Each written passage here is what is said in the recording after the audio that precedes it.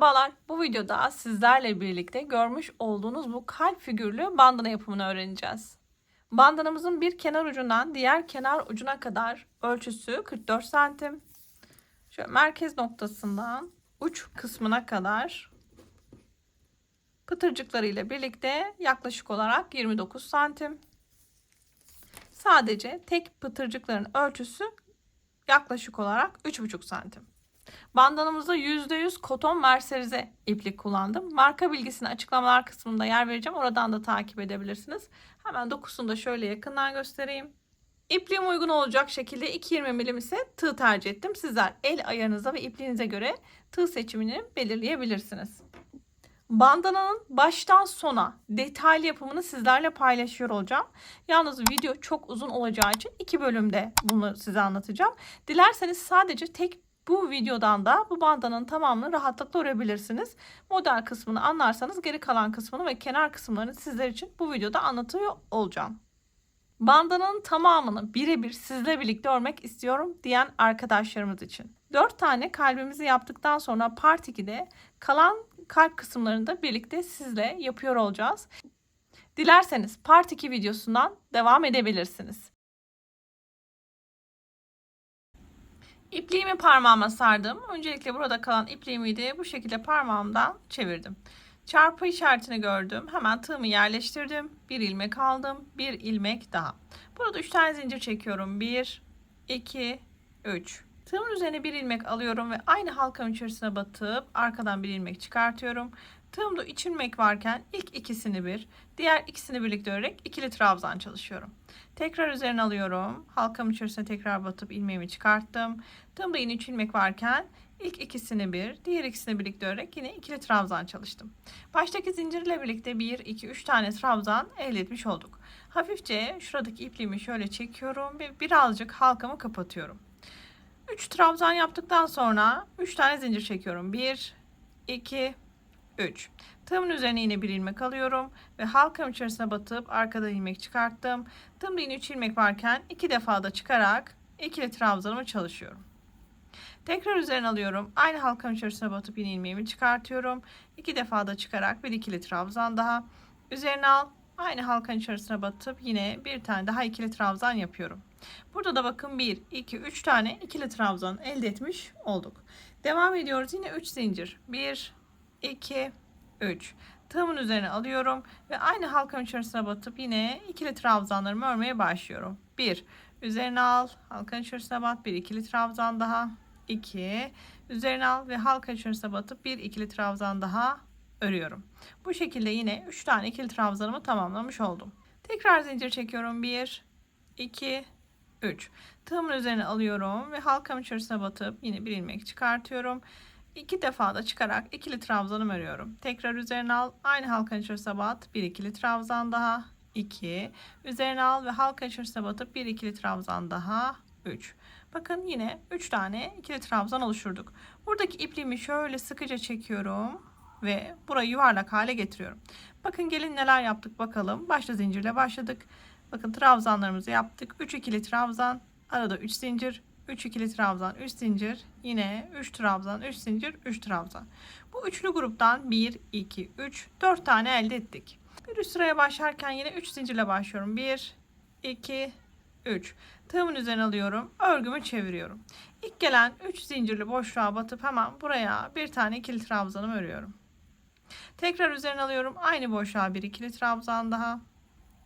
Üzerine al. Aynı boşluğa bir tane daha ikili trabzan örüyorum. Şimdi burada kenardaki su taşlarını örmeye başlayacağız. Dolayısıyla 3 zincir çekiyorum. 1, 2, 3. Üzerine alıyorum ve aynı boşluğa bakın. Aynı zincir boşluğa batıp yine trabzanlarıma devam ediyorum. 1, üzerine al, aynı boşluğa bir ikili trabzan daha, 2 ve aynı boşluğa bir ikili trabzan daha, 3. Bakın kenarda su taşı kısmını bu şekilde tamamlamış olduk. Şimdi devam ediyorum. 1, 2, 3 zincir çekiyorum. Tığımın üzerine aldım. Şimdi burada arada bulunan üst zincirin ikinci zincirine bu şekilde tığımı yerleştiriyorum. Arkadan ilmeğimi aldım. Tığımda 3 ilmek varken 2 defa da çıkarak buraya bir tane ikili trabzan çalıştım. Tekrar 3 zincir, 1, 2, 3. üzerine al ve şimdi buradaki 3 zincirli boşluğa batıp hemen ikili trabzanımı örmeye başlıyorum. Yine su taşı öreceğiz. Yani 3 tane ikili trabzan yapıyorum başta. İkincisini yapıyorum ve üçüncüsü. Arada 3 zincir. 1, 2, 3. Tekrar üzerine alıyorum ve aynı boşluğa yine 3 tane ikili trabzan örüyorum. 1, 2 ve 3. Böylece kenardaki su taşını da burada da tamamlamış olduk. Su taşı dediğimiz örnek arkadaşlar, kenarlarda uyguladığımız bu 3 trabzan, arada 3 zincir, 3 trabzan. Buna biz su taşı modeli diyoruz. Evet, ikinci sıramızda da neler yaptık? Hemen şöyle gelin bakalım. Bakın modelimizi yavaş yavaş oluşturmaya başlıyoruz. Şimdi ikinci sıramız tamamlandı. Üçüncü sıradan devam ediyoruz. Yine her bir sıraya başlarken 3 zincirle başlıyoruz. Bakın 1, 2, 3. 3 zincir çekip örgümü çeviriyorum. Tığımın üzerine alıp hemen bakın kenarlardaki su taşı modelimi örmeye başlıyorum. 3 tane ikili trabzan, 2 ve 3. 3 trabzan yaptıktan sonra tekrar 3 tane zincir çekiyorum. 2, 3. Tığımın üzerine alıyorum ve aynı boşluğa batıp yine trabzanlarımı örmeye başlıyorum. 1, üzerine alıyorum. Bir tane daha ikili trabzan, 2 ve bir tane daha 3. Bakın bu kenardaki su taşı modelimi tamamlamış oldum. Şimdi zincir çekiyorum. 1, 2, 3 tane zincir çekiyorum. Tekrar üzerine alıyorum ve burada bulunan ikili trabzanın tepesine batıyorum. Arkadan ilmeğimi aldım. Tığımda 3 ilmek varken ilk ikisini bir, diğer ikisini birlikte örerek ikili trabzan çalışıyorum. Tekrar üzerine alıyorum. Aynı battığım bu trabzan tepesine tekrar batıp yine buraya bir tane daha ikili trabzan yapıyorum. 2 oldu. Üzerine alıyorum. Aynı trabzan tepesine bir tane daha.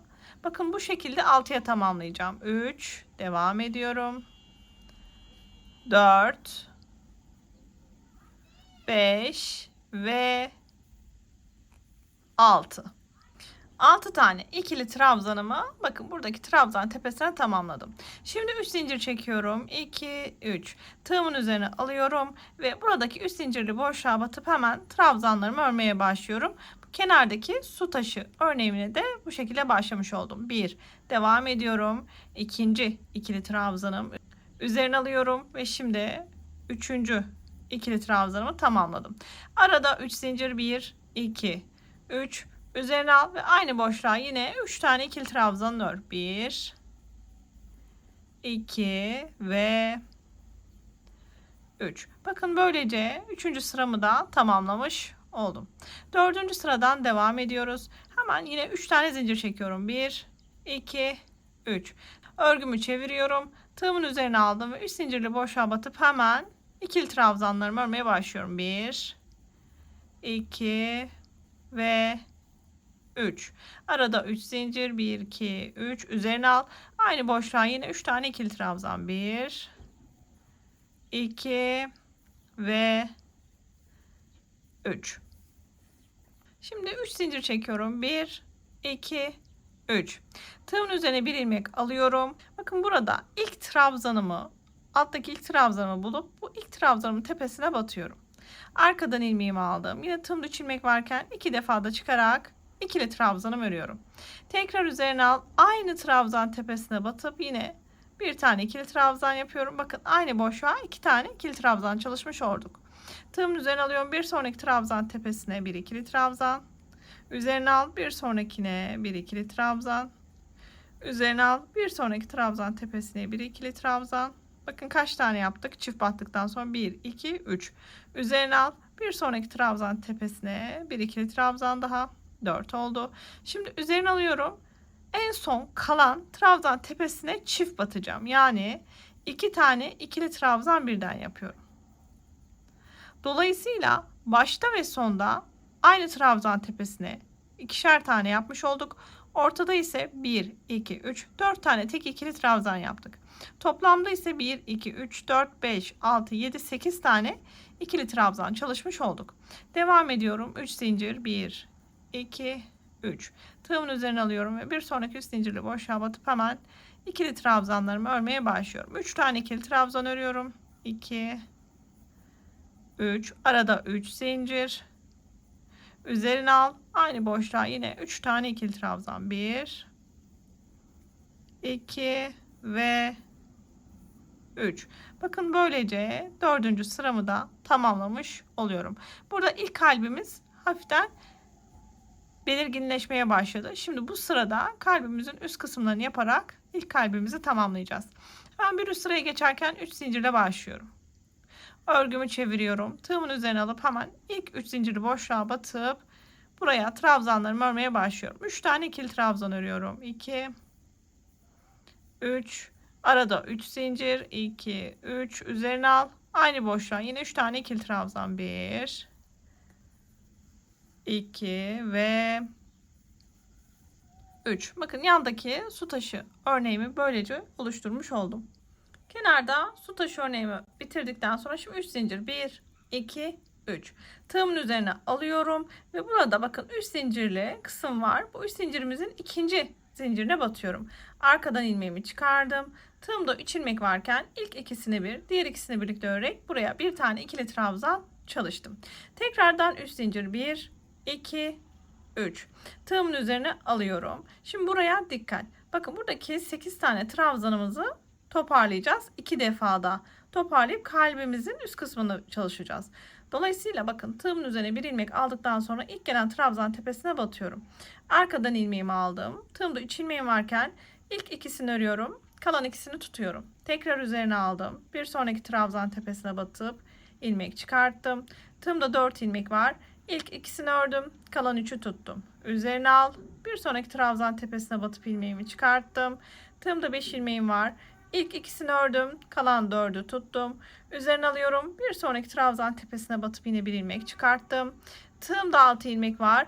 İlk ikisini ördüm. Kalan 5'ini de hep birlikte örerek topladım. Bir ilmek aldım. Sıkıladım.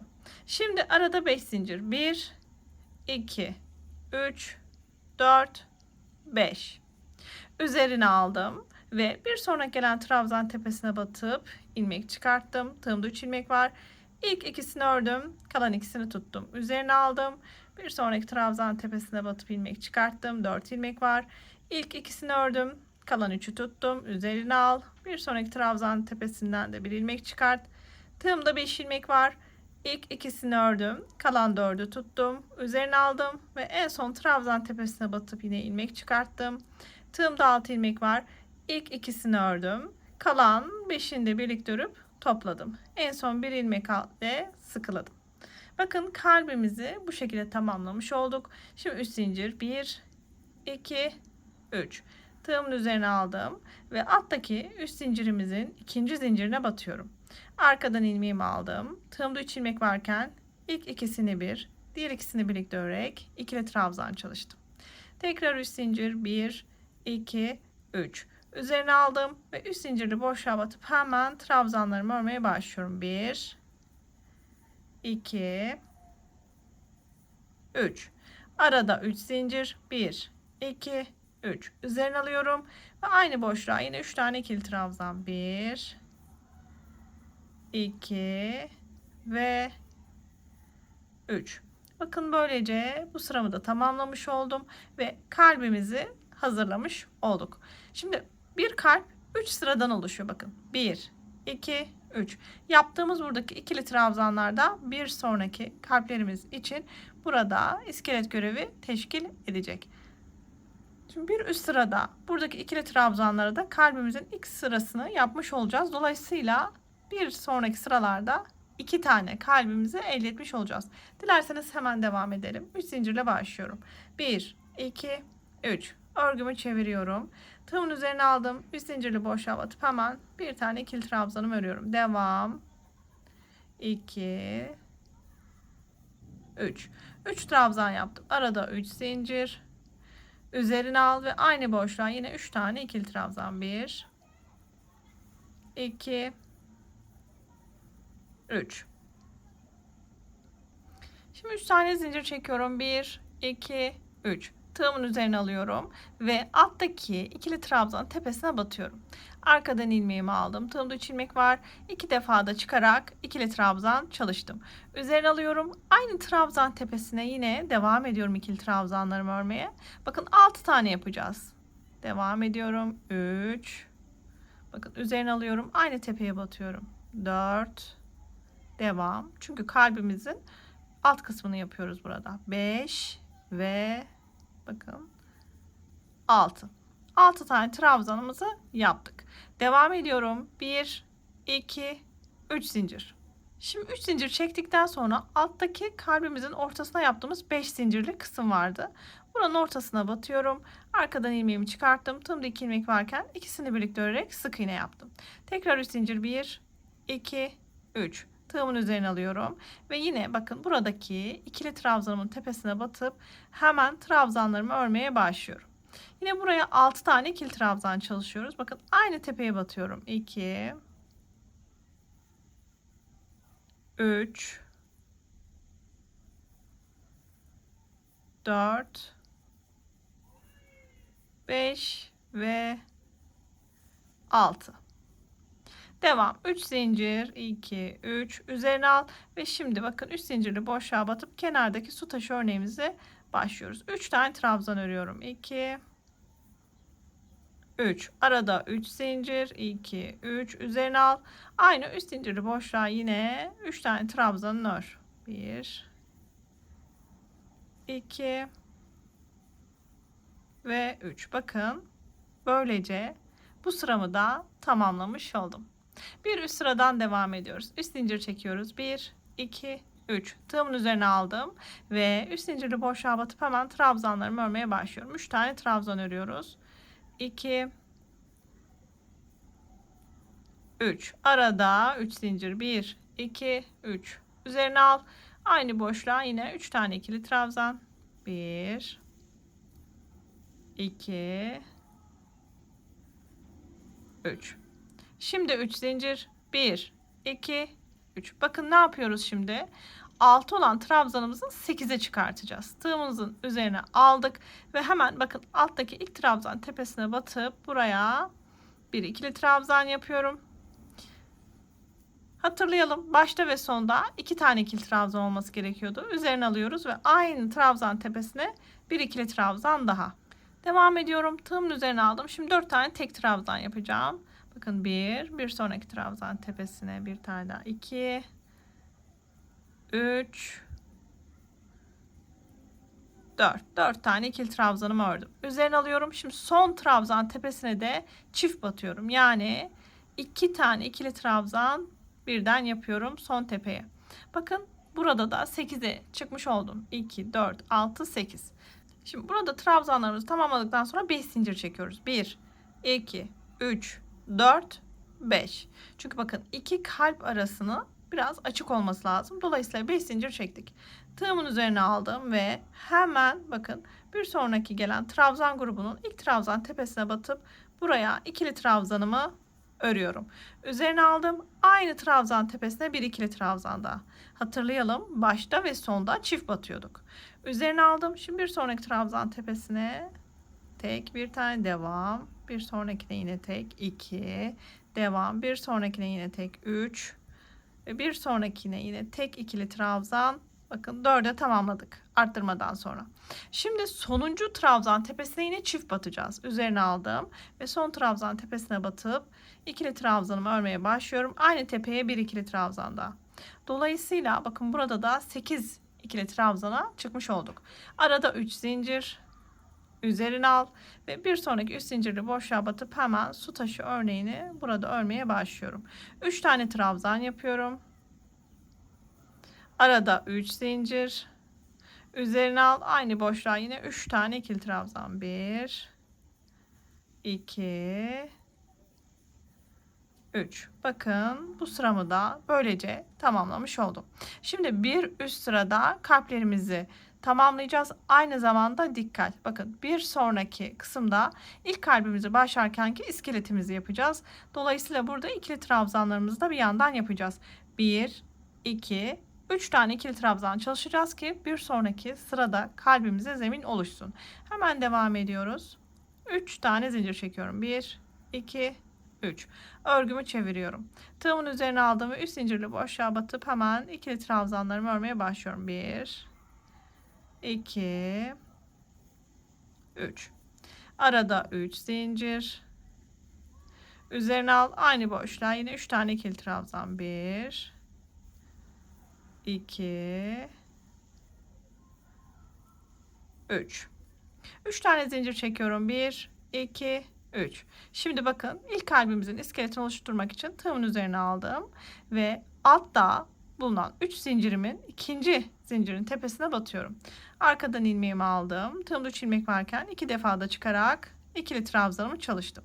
Tekrar 3 zincir üzerine al. Şimdi bakın, kalbimizi tamamlayacağız. 2 aşamada yapıyorduk, hatırlayalım. Tığımın üzerine almıştım. Hemen ilk gelen trabzan tepesine batıp ilmeğimi çıkarttım. Tığımda 3 ilmek var. İkisini ördüm, ikisini tuttum. Üzerine aldım. Bir sonraki trabzan tepesinden ilmeğimi çıkarttım. 4 ilmek var. İkisini ördüm, 3'ü tuttum. Üzerine al. Bir sonraki tepeden de bir ilmek çıkart.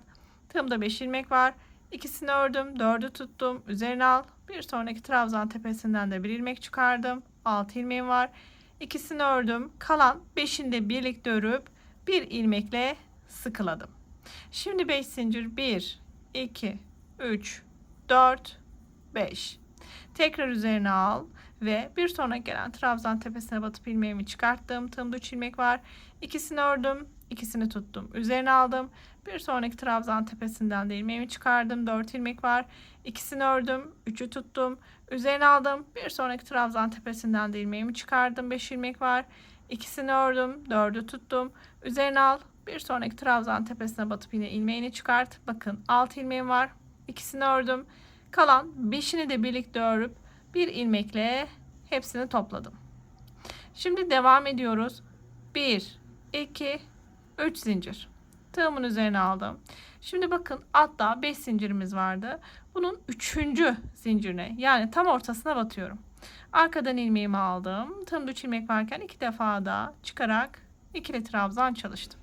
Tekrar 3 zincir. Üzerine aldım. Şimdi bakın, ikinci kalbimi de tamamlamam gerekiyor. Hemen ilk trabzan tepesine batıp ilmeğimi çıkarttım. İkisini ördüm, ikisini tuttum. Üzerine aldım. Hemen ilmeği çıkarttım. İkisini ördüm, 3'ü tuttum. Üzerine al. Hemen bir ilmekle topla. İkisini ördüm, 4'ü tuttum. Üzerine al.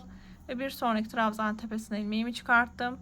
Son ikisini ördüm. Bakın, kalan 5'ini de birlikte örerek topladım. Bir ilmekle sıkıladım. 1 2 3 4 5 zincir. Üzerine al ve hemen ilk gelen trabzan tepesine batıp ilmeğini çıkart. 3 ilmek var. İkisini ördüm, ikisini tuttum. Üzerine al. Hemen ilmeğini çıkart. Bakın, 4 ilmek var. İkisini ördüm, 3'ü tuttum. Üzerine al. İlmek çıkart. 5 ilmek var. İkisini ördüm, 4'ü tuttum. Üzerine al. Ve son trabzan tepesinden de ilmeğimi çıkarttım. İkisini ördüm. Kalan 5'ini de birlikte ördüm ve bir ilmekle sıkıladım. Devam ediyorum. 3 zincir. Üzerine al. Ve alttaki bakın 3 zincirimizin ikinci zincirine batıyorum. Ve buraya hemen bir tane ikili trabzanımı çalışıyorum. Tekrar 3 zincir. Üzerine al. Şimdi kenardaki su taşı örneğimi öreceğim. Artık öğrendik. 3 trabzan, 2 3, arada 3 zincir, üzerine al ve aynı boşluğa yine 3 tane ikili trabzanın ör. 2 ve 3. Bakın, böylece kalplerimizi ikiye çıkarmış olduk ve bir üst sırada başlayacak kalbimiz için de iskeletini oluşturduk. 1 2 3. Bakın, bu şekilde örmeye devam ediyoruz. Ben bandanın bitiş kısmına kadar sizlerle birlikte eşlik ederek öreceğim. Buraya kadar mantığını anlayan arkadaşlarım bundan sonra istedikleri uzunluğa girene kadar kendileri örebilirler. Benimle birlikte aşama aşama örmek isteyen arkadaşlarımla da videonun sonuna kadar devam edeceğiz. Dilerseniz buyurun, hemen bir üst sıradan devam edelim. 3 zincir çekiyorum. 1 2 3. Örgümü çeviriyorum. Üzerine alıyorum ve ilk gelen 3 zincirli boşluğa batıp hemen ikili trabzanlarımı örmeye başlıyorum. 2 3. Arada 3 zincir. 1 2 3. Üzerine al ve aynı boşluğa yine 3 tane ikili trabzana çalış. 1 2 3. Bakın, kenardaki su taşını tamamlamış olduk. Hemen 3 zincir yine üzerine al ve burada İlk ikili trabzanım var. Bakın hemen bunun tepesine batıyorum. Ve buraya bir tane ikili trabzanım örüyorum. Hatırlayalım, kalbimizin başlangıcında 6 tane ikili trabzan yapıyorduk. Üzerine alıyorum ve aynı tepeye tekrar batıp bu ikili trabzanımı 6'ya çıkartıyorum. Bakın devam ediyorum. Aynı tepeye ikili trabzanlarımı örüyorum. 3, devam, 4, 5 ve 6. 6 trabzan yaptıktan sonra devam ediyorum. 1, 2, 3 zincir çekiyorum ve buradaki 5 zincirli boşluğa batıp sık iğne ile zincirimi sabitliyorum. 1, 2, 3 zincir ve tığımın üzerine bir ilmek alıyorum. Şimdi buradaki bakın tek ikili trabzanın tepesine batıyorum. Arkadan ilmeğimi alıp 2 defa da çıkarak ikili trabzanımın ilkini örüyorum.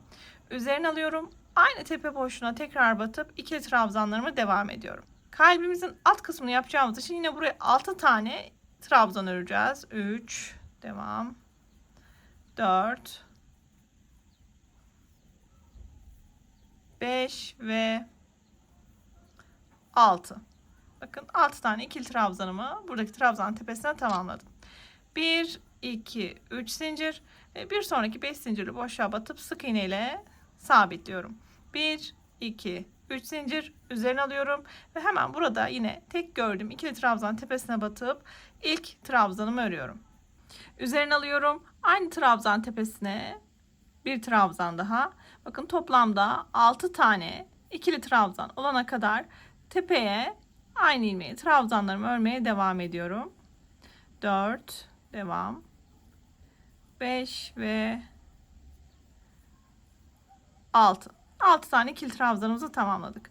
3 tane zincir çekiyorum. Üzerine alıyorum. Ve buradaki üst zincirli boşluğa batıp hemen su taşı örneğime başlıyorum. 3 tane trabzan yapacağım. 2 ve 3. Arada 3 zincir. 2, 3. Üzerine alıyorum. Aynı boşluğa yine 3 tane ikili trabzan yapıyorum. 1, 2 ve 3. Bakın böylece bu sıramı da tamamlamış oldum. Kalbimizin ilk sırasını yaptık. Şimdi bir üst sıradan devam ediyoruz. Hemen üst zincir 1, 2, 3 örgümü çeviriyorum. Tığımın üzerine aldım. Hemen üst zincirli boşluğa batıp yine 3 tane trabzanımı örüyorum. 2, 3. Arada 1, 2, 3 zincir üzerine al. Aynı boşluğa 3 trabzan daha. 1, 2, 3. Bakın su taşı örneğimi yaptım. Şimdi devam. 1, 2, 3 zincir üzerine al ve ilk gelen buradaki trabzan tepesine batıp hemen buraya bir tane ikili trabzan örüyorum. Üzerine alıyorum. Aynı ilmeğe bir ikili trabzan daha. Hatırlayalım. Bu sırada 8 tane trabzan çıkartacaktık. Başta ve sonda çift ikili trabzan yapıyorduk. Dolayısıyla ilk çift ikili trabzanımı başta yaptım. Üzerine alıyorum. Bir sonraki arttırmadan sonra bir tane tek ikili trabzan yaptım. Tekrar üzerine alıyorum. Bir sonraki trabzan tepesine batıp hemen buraya da bir ikili trabzan. Üzerine aldım. Bir sonraki trabzan tepesine de bir trabzan. Üzerine al ve bir tane daha ikili trabzan yapıyorum. 1, 2, 3, 4 tane tek ikili trabzan yaptık. Şimdi tekrar üzerine alıyorum. Son trabzan tepesine 2 tane ikili trabzan örüyorum. Böylece 8 ikili trabzana çıkarmış olduk. Devam ediyoruz. Arada 5 zincir. 1, 2, 3, 4, 5. Tığımın üzerine tekrardan bir ilmek alıyorum ve burada ilk gelen trabzan tepesine çift ikili trabzan yaparak başlıyorum. Bakın aynı tepeye 2 tane ikili trabzan ördüm. Şimdi 4 tane ayrı ayrı tek öreceğim. Üzerine aldım. Bir sonraki trabzan tepesine 1, devam. 2, 3 ve 4. 4 tek ikili trabzan yaptık. Şimdi son trabzan tepesine çift yapıyoruz. 2 tane ikili trabzan birden ve 8 ikili trabzanımı burada da sağladım. Arada 5 zincir. 1, 2, 3, 4, 5. Tığımın üzerine alıyorum ve burada ilk gelen trabzan tepeme batıp hemen yine çift ikili trabzan yaparak başlıyorum. Çift ikili trabzanımı yaptıktan sonra teklere devam. Ayrı ayrı 1, 2, 3 ve 4 tane tek ikili trabzanımı yaptım. Şimdi son trabzan tepesine yine çift batıyorum. Yani 2 tane birden örüyorum. Şimdi 3 zincir 1 2 3 üzerine al ve 3 zincirli boşluğa batıp su taşı örneği örmeye başla. 3 tane ikili trabzan, 2 ve 3, arada 3 zincir 1 2 3 üzerine al. Aynı boşluğa yine 3 tane ikili trabzan, 1 2 3. Bakın bu sıramı da böylece tamamlamış oldum. Bir üst sıradan devam ediyorum. 3 zincirle başlıyoruz. 1 2 3. Örgümü çeviriyorum. Tığımın üzerine aldım ve 3 zincirli boşluğa batıp hemen ikili trabzanımı örmeye başlıyorum. 1 2 3. Arada 3 zincir, 1 2 3 üzerine al. Aynı boşluğa yine 3 tane ikili trabzan, 1 2 ve 3. Şimdi arada 3 zincir, 1 2 3. Tığımın üzerine alıyorum ve buradaki 3 zincirli kısmın ikinci zincirine batıyorum. Arkadan ilmeğimi çıkardım. 2 defa da çıkarak ikili trabzan yapıyorum. Bakın bu sırada bir üst sırada başlayacağımız kalplerin ilk iskeletlerini yapacağız. 1 2 3 4 tane kalp iskeleti olacak ve aynı zamanda da kalplerimizin burada bitişini yapacağız. Yani toparlayacağız. Şimdi tekrar 3 zincir, 1 2 3 üzerine alıyorum ve ilk trabzan tepesine batıp buradan ilmeğimi çıkardım. Tığımda 3 ilmeğim var. İlk ikisini ördüm, ikisini tuttum. Üzerine alıyorum. Bir sonraki ilmeğe battım. 4 ilmeğim var. İkisini ördüm, üçünü tuttum. Üzerine al. Bir sonraki ilmekten yine çıkarttım. 5 ilmeğim var. İkisini ördüm, dördünü tuttum. Üzerine alıyorum. Bir sonraki trabzan tepesine battım. 6 ilmeğim var. İkisini ördüm. Kalan 5'ini de birlikte ördüm. Topladım ve bir ilmekle sabitledim. Devam ediyorum. Arada 5 zincir. 1 2 3 4 5. Tığımın üzerine aldım ve hemen ilk gelen trabzan tepesinden bir ilmek çıkardım. İkisini ördüm, ikisini tuttum, üzerine aldım. Bir sonraki trabzan tepesinden de bakın son 2 örüyorum. 3'ü tuttum. Bakın bu şekilde hep son 2 örüyoruz. Kalanı tutuyoruz. Yine son 2 ördüm. Kalan 5'ini de birlikte örüp bir ilmekle topladım. Devam ediyoruz. 1 2 3 zincir. Üzerine aldım. Altta 5 zincirimiz vardı, hatırlayalım. Bu 5 zincirimizin 3. zincirine batıyorum ve buraya bir tane ikili trabzan örüyorum. Tekrar 3 zincir, 1 2 3 üzerine aldım ve hemen bakın yine toplayacağız 2 defa daha. İlk gelen trabzan tepesine batıp bakın hep son ikileri örüyorum. Bir sonrakine yine aynı şekilde son 2 örüp kalanları tutuyorum. Üzerine alıyorum, batıyorum. Son 2 örüp kalanı tutuyorum. En son 2 4 5 tane kalınca 5'ini birlikte topluyorum. Bir ilmekle sabitliyorum. 1 2 3 4 5 zincir üzerine al. Bakın batıyorum. Son 2 örüyorum. Kalanı tutuyorum. Üzerine alıyorum. Son 2 ör, kalanı tut. Bakın bu şekilde en son 5 ilmek kalana kadar devam ediyorum. Bakın 5 ilmeğim kaldı. Hepsini birlikte ördüm. Bir ilmekle sabitledim. 1 2 3 zincir üzerine al ve 3. zincirime batıp hemen ikili trabzanını ör. Devam. Yine 3 zincir üzerine al ve hemen ilk trabzan tepesine batıp son 2 ör, kalanı tut. Üzerine al. Son 2 ör, kalanı tut. Bakın bu şekilde tığımda 5 ilmek kalana kadar devam ettim. 5 kaldı. Hepsini topla. Bir ilmekle sabitle. 1 2 3 4 5 zincir üzerine aldım ve hemen bir sonraki trabzan tepesine batıp aynı işlemleri tekrarla. 2 ör, 2 tut. Bakın son 2 ör, 3'ü tut. Son 2 ör, 4'ü tut ve son 2 ör, kalan 5'ini de birlikte örüp sabitle. 1 2 3 zincir üzerine al ve ikinci zincirine batıp ikili trabzanını ör.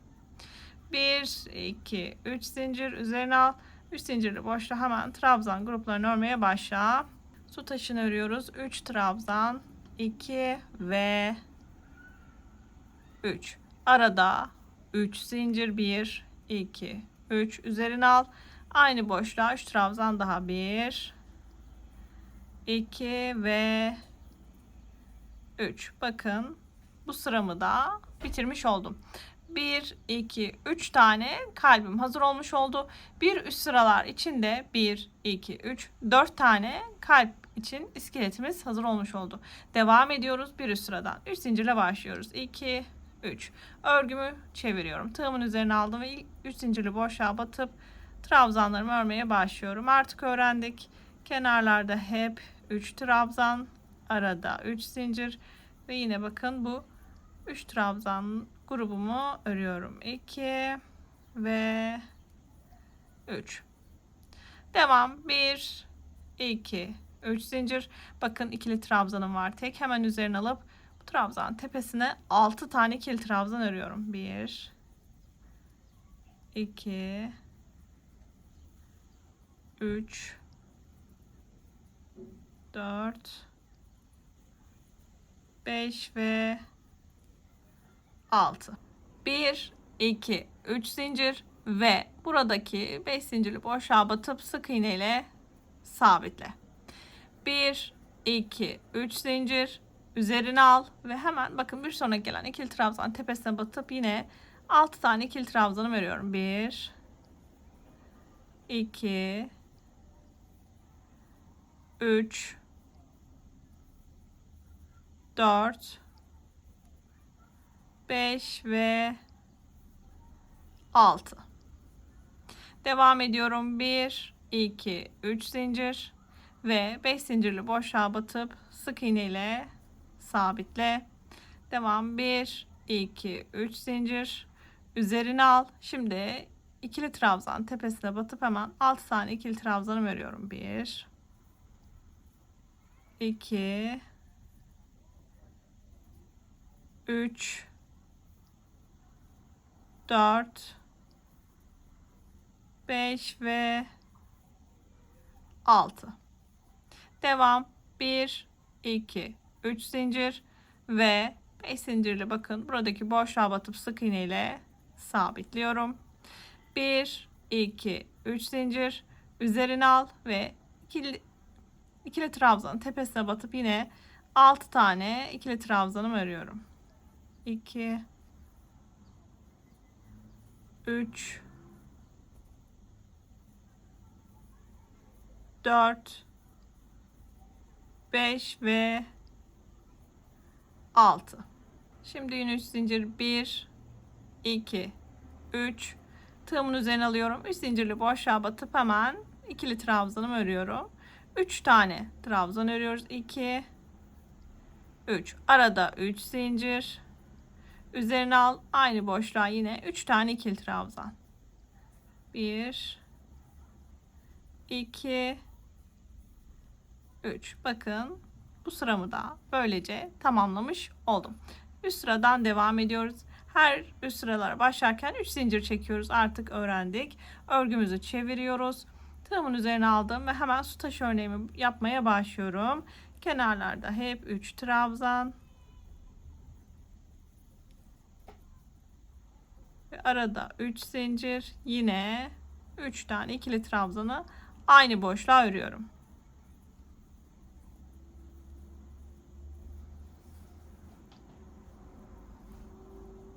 Şimdi 1, 2, 3 zincir üzerine alıyorum.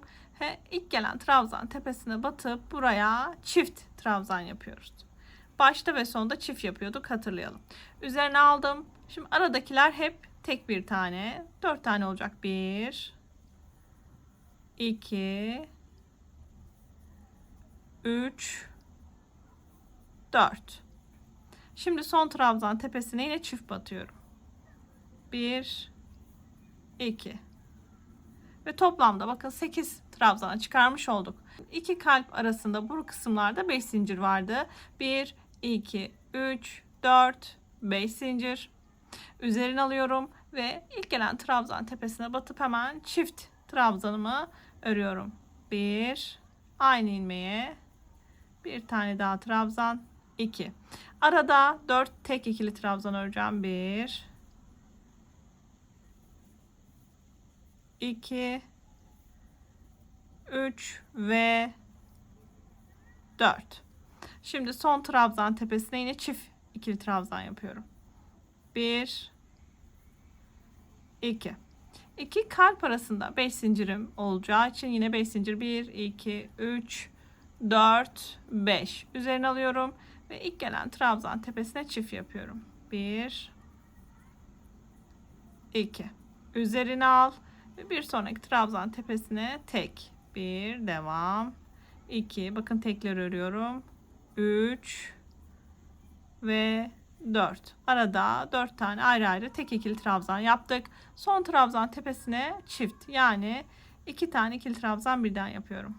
1 2. 8 trabzanımı burada da tamamladım. 1 2 3 4 5 üzerine alıyorum ve hemen bakın çift trabzanımla başlıyorum. 1 2 üzerine alıyorum. Şimdi tekrar 1 2 3 ve 4. Bakın 4 tane ayrı ayrı tek ördük. Üzerine alıyorum ve şimdi son trabzan tepesine 2 tane trabzan yapıyorum. Şimdi 3 zincir 1 2 3. Bakın bu aralarda 5 zincir çektik çünkü kalplerimizin arasıydı. Ama kenarda 3 zincir çekiyoruz. Su taşı örneğimize geçeceğiz. Üzerine aldım ve 3 zincirli boşluğa batıp hemen trabzan grubumu örmeye başlıyorum. 3 tane ikili trabzan. Arada 1 2 3 zincir üzerine al ve aynı boşluğa yine 3 tane ikili trabzan. 1 2 3. Bakın bu sıramı da tamamlamış oldum. Bir üst sıradan kalplerimizin üzerine öreceğiz. Aynı zamanda bir sonraki sırada kalbimizi örmek için iskeletler çalışacağız.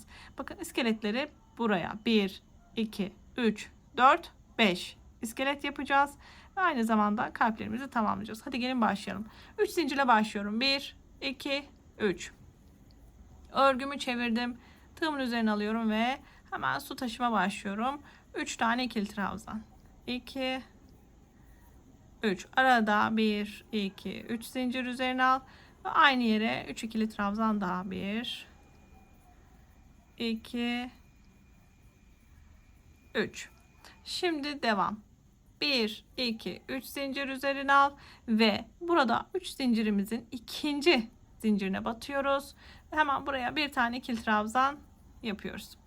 1 2 3 zincir üzerine alıyorum ve şimdi bakın kalbimin iki kısmını ayrı ayrı çalışacağım. İlk trabzan tepesine batıp ilmeğimi çıkartıyorum ve ikisini örüp ikisini tutuyorum. Üzerine al. Bakın. Sondan 2 ör, kalanı tut. Hep sondan 2 örüp kalanı tutuyorum. Ta ki 5 olana kadar ve 5 oldu. Hepsini birlikte örüp bir ilmekle sıkılıyorum. 1 2 3 4 5. Arada 5 zincir. Üzerine alıyorum ve ilk gelen trabzan tepesine burada batıp hemen yine son 2 ör, kalanı tut. Üzerine al. Son 2 ör, kalanı tut. Bakın bu şekilde son 2 örüp hep kalanı tutuyoruz. Ta ki kalan 5 olana kadar son 2 ör, kalan 5, hepsini birlikte örüp bir ilmekle sıkılıyoruz. Devam ediyorum. 1 2 3 zincir üzerine al ve alttaki 5 zincirimizin bakın 3. zincirine batıp hemen buraya bir tane ikili trabzanım örüyorum. Yine 3 zincir 1 2 3 üzerine al ve hemen bakın ilk trabzan tepesine batıp ilmeği çıkardım. Son 2 ör, kalanı tut. Bakın son 2 ör, kalanı tut. Bu şekilde kalan 5 olana kadar devam. Kalan 5'i de birlikte örüp bir ilmekle sıkıla.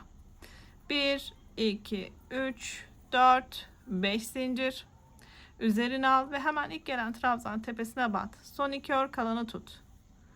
Bakın mantık bu arkadaşlar. Son 2 ör, kalanı tut. Bu şekilde 5 olana kadar devam. Son 2 ör, kalan 5, hepsini birlikte örüp bir ilmekle sıkılıyoruz. Devam ediyorum. 1 2 3 zincir üzerine al ve 3. zincirin tepesine batıp hemen buraya bir tane ikili trabzanını ör. 1, 2, 3 zincir üzerine al ve yine başla. Son 2 örüp kalanı tutuyoruz. Ta ki kalan 5 olana kadar. 5 kaldı. 5'ini birlikte ör. Bir ilmekle sıkıla. 1, 2, 3, 4, 5. Üzerine alıyorum ve yine başlıyorum arkadaşlar. Son 2'yi örüp kalanı tığda tutuyorum. Ta ki tığda 5 tane ilmeğim kalana kadar. 5'ini birlikte örüp bir ilmekle sıkılıyorum. 1, 2, 3 zincir üzerine alıyorum ve 3. zincirimin tepesine batıp hemen ikili trabzanımı örüyorum. 1, 2, 3 zincir üzerine al ve başla. Hemen bakın. Son 2 ör, kalanı tığda tut.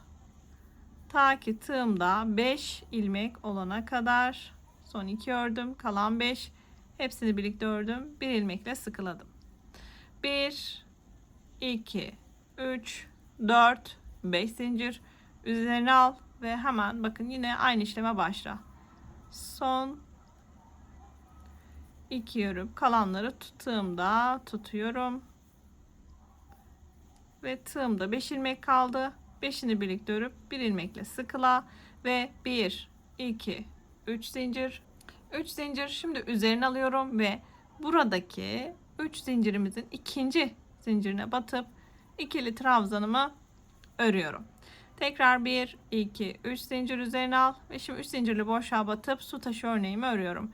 3 trabzan, 2 ve 3. Arada 3 zincir, 1, 2, 3 üzerine al. Aynı boşluğa 3 ikili trabzan daha. 2 ve 3. Bakın bu sıramı da tamamlamış oldum. 1, 2, 3, 4 tane kalp ve aralarda bakın bir üst sırada yapacağımız kalbimiz için 1, 2, 3, 4, 5 tane iskeletimiz hazır olmuş oldu. Şimdi bandanamızı bu şekilde istediğimiz uzunluğa gelene kadar örmeye devam edeceğiz.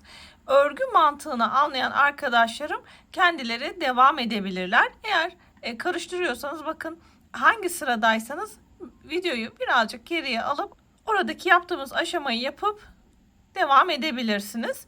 Benimle birlikte örmek isteyen arkadaşlarım varsa Part 2'de bu bandanın devamını size anlatıyor olacağım. Benim için bu kadar yeterli. Örgü mantığını anladım. Kendim istediğim boyuta gelene kadar örebilirim diyen arkadaşlarım için hemen bakın bundan sonra sizlere yeşil bandanın kenar çerçeveleriyle devam ediyor olacağım.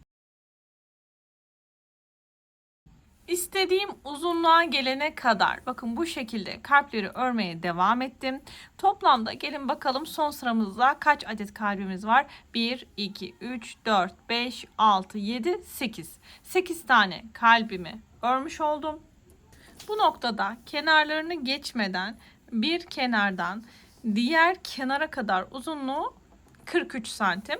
Hemen burada yükseklik ölçüsünü de sizlerle paylaşmak istiyorum. Merkezden şöyle bitiş kısmına kadar yükseklik ölçüsü de 27 santim.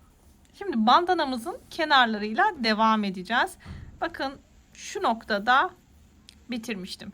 Şöyle çeviriyorum ve başlıyorum zincir çekmeye. 1, 2, 3, 4, 5, 6, 7, 8, 9, 10. Tığımın üzerine bir ilmek alıyorum ve sayıyorum. 1, 2, 3. 3 zincir atlayıp 4. zincire batıyorum. Arkadan ilmeğimi aldım. Tığımda 3 ilmeğim varken ikisini ördüm. İkisini tuttum. Üzerine aldım. Aynı ilmeği tekrar batıp ilmek çıkarttım. Tığımda 4 ilmek var. İkisini ördüm. 3'ü tuttum. Üzerine aldım. Aynı ilmeği tekrar batıp ilmek çıkardım. Tığımda 5 ilmek var. İkisini ördüm. Kalan 4'ünü de birlikte ördüm. Burada bir ilmekle sıkıladım. 1, 2, 3 zincir çektim ve tam bu zincirin dibine battım yine. Arkadan ilmeği alıp tığımdaki ilmekten geçirerek bakın pıtırcığımı buraya sabitledim. Daha sonra 1, 2, 3, 4, 5, 6 tane zincir çekiyorum. Ve bir sonraki gelen 3 zincirli boşluğa batıp buraya sık iğne ile sabitliyorum. Burada bu zincirinizin daha uzun olmasını istiyorsanız sizler daha fazla sayıda çekebilirsiniz. Devam ediyorum. Yine 10 tane zincir çekiyorum. 2, 3, 4, 5, 6, 7, 8, 9, 10. Üzerine alıyorum. 1, 2, 3 zincir atlayıp 4. zincire batıp ilmeğimi çıkarttım. Tığımda 3 ilmek var. Son ikisini ördüm. Kalan 2'yi tuttum. Üzerine alıyorum. Aynı ilmeğe tekrar batıp ilmeğimi çıkardım.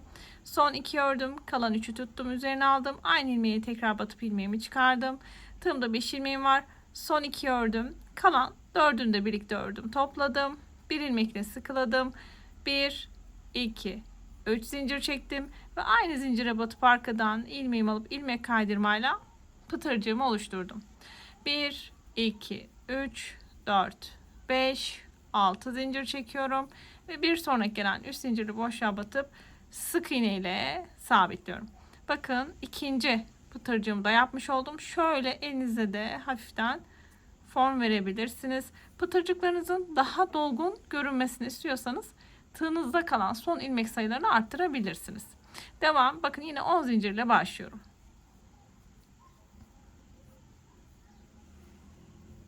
Üzerine alıyorum ve 4. zincirime batıp hemen bakın son ikisini örerek tığımda son 4 tane ilmek kalana kadar işlemlerimi devam ediyorum. Bakın son 4 kaldı. Hepsini birlikte topladım. Bir ilmekle sabitledim. 1, 2, 3 zincir çekiyorum. Başladığım ilmeğe batıp ilmek kaydırmayla pıtırcığımı sabitliyorum. Dilerseniz bu şekilde de bırakabilirsiniz. 1, 2, 3, 4, 5, 6 zincir çekiyorum. Ve bakın 3 zincirli boşluğa batıp sık iğne ile sabitliyorum. Bu şekilde şuradaki uç kısmına gelene kadar bu fıstıklarımızı yapmaya devam edelim. Bandanamızın bu kısmındaki kenarı bitirdik. Şimdi uç kısmına doğru geldim. Burası da nasıl olacak? Hemen onu da sizlerle paylaşmak istiyorum. Bakın bu tam köşe kısmındayım. Hemen buraya da bir tane fıstığımızı yapalım.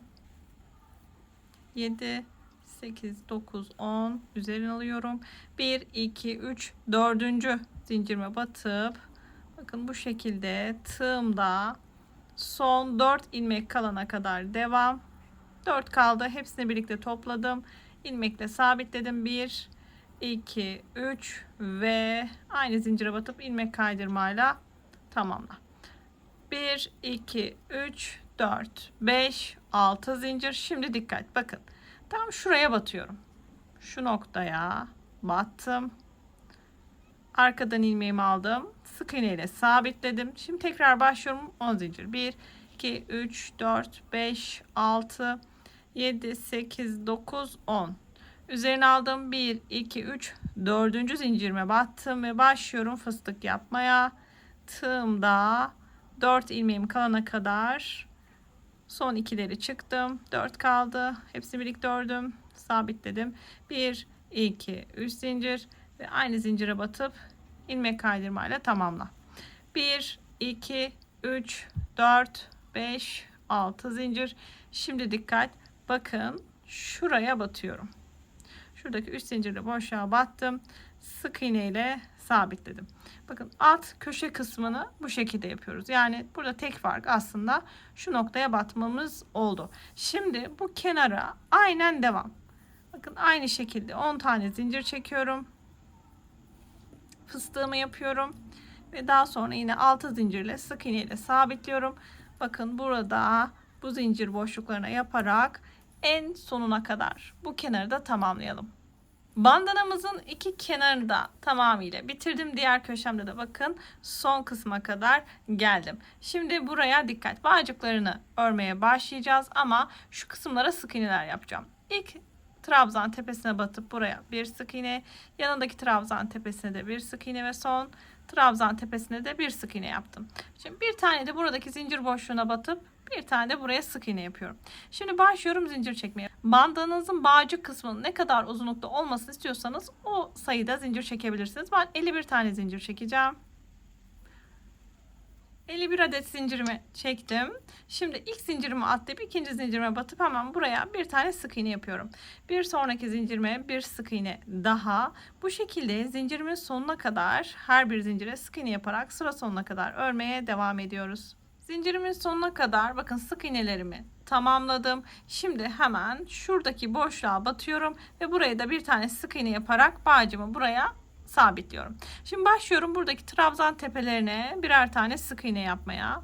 Bakın her bir trabzan tepesine bir tane sık iğne yaptım. Şimdi buradaki 3 zincirli boşluğa geldim. Hemen buraya 1 2 3 tane sık iğne yaptım. Şimdi tekrar bakın trabzan tepesi geldi. Hemen buraya da bir tane sık iğne.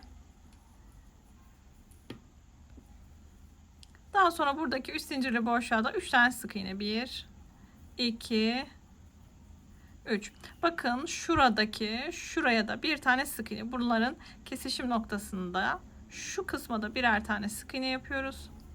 Ve şimdi geldik buradaki 5 zincirli kısma. Buraya da 5 sık iğne. 1 2 3 4 5. Yine bakın şu noktaya bir tane sık iğne. 3 zincirli boşluğa 3 sık iğne. 1 2 3 trabzan tepesine bir sık iğne. Bakın bu şekilde devam ediyoruz. Mantık şu. Kaç zincir varsa o sayıda sık iğne. Aynı zamanda şuradaki tepe noktalarına da birer tane sık iğne yapıyoruz. Eğer sizlerin zincirleri çok sıkı ise 5 zincirli kısma 4 sık iğne de yapabilirsiniz. El ayarınıza bakarak bu üst kısmındaki zincirlere ve trabzan tepelerine sık iğne yaparak sıra sonuna kadar devam ediyoruz. Sık iğnelerimi tamamladım. Sıra sonuna geldim. Hemen buradaki boşluğa da bir tane sık iğne yapıyorum. Ve yine bir diğer bağcığı yapmak için zincir çekmeye başlayacağım. Bu kısımda kaç adet zincir çektiysem aynı sayıda burada da zincir çekiyorum. Ben 51 adet zincir çekmiştim. Şimdi zincirlerimizi tamamlayalım. 51 adet zincirimi tamamladım. İlk zincirimi atlayıp ikinci zincirime batıyorum ve buraya bir tane sık iğne yapıyorum. Bir sonraki zincire bir sık iğne daha. Bu şekilde zincirimin sonuna kadar sık iğnelerimi örmeye devam ediyorum. Zincirimin sonuna kadar sık iğnelerimi tamamladım. Şimdi bakın buradaki boşluğa batıyorum. Arkadan ilmeğimi alıp tığımdaki ilmekten geçirerek ilmek kaydırmayla bu bağcımı da buraya sabitledim. Bir ilmek aldım. İpliğimi şöyle sıkılayıp ipliğimi burada kesiyorum. Bu kalan ipliğimi de arka kısımdan yürüterek gizliyorum. Evet, böylece bandanamızı tamamıyla bitirmiş olduk. Bu kısımda dilerseniz biraz buhar vererek ütüleyebilirsiniz. Bandanalar nasıl ütülenir bu konu hakkında çok yakında sizlerle de bir video paylaşacağım. Oradan da takip edebilirsiniz. Bandanamızın part 2 videosuna bakın elimde bu örmüş olduğumuz pembe bandanın geri kısmında tamamlıyor olacağım. Eğer tamamını birlikte örmek isterseniz direkt part 2 videosundan da devam edebilirsiniz. Böylece bir videonun daha sonuna gelmiş olduk. Umarım sizler de keyif alarak örmüşsünüzdür. Hala daha kanalıma abone değilseniz bu tarz içerikleri kaçırmamak için abone ol butonundan ücretsiz bir şekilde abone olmayı unutmayın. Destekleriniz benim için çok kıymetli. Bu videoya beğeni ve yorum yaparsanız da çok sevinirim. Bir başka projede görüşmek üzere. Herkese iyi çalışmalar diliyorum. Hoşça kalın.